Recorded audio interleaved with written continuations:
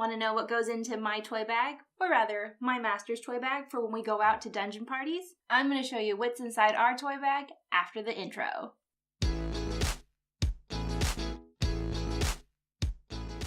Hey there, I'm Veronica Jans, and if this is your first time at my channel, I help people like you explore kink and BDSM in a really fun, accessible, and easy way. Okay, so our toy bag is actually a toy suitcase, so I'm not going to be able to show it to you on my recording area, but I can show you what it looks like on my bed, and I'm going to pull out the contents of the toy bag to show you what goes on inside.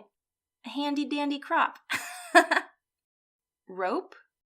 A single tail that our friend made. Floggers. More rope.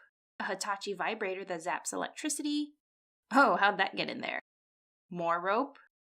Violet wand attachments. The violet wand body itself. Extension cords. Mylar pom-poms for conducting electricity. Lube. A small medical kit. Safety scissors. Condoms. Rubber gloves. And athletic tape. Oh yeah, don't forget a flashlight.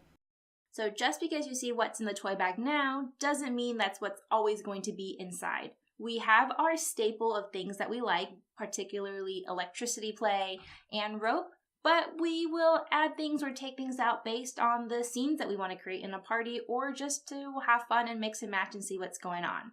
But I'm super curious. Comment below to tell me what you would like in your toy bag. Oh, and I'm super excited for next week's video because I'm going to answer the question that I get asked so much. What the hell are pervertibles?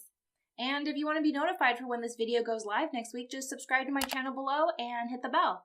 If you found this video helpful, give me a thumbs up. It really helps me figure out what to make for you guys, and share this with a friend if you'd like. Thank you so much for watching. I will see you in the next video.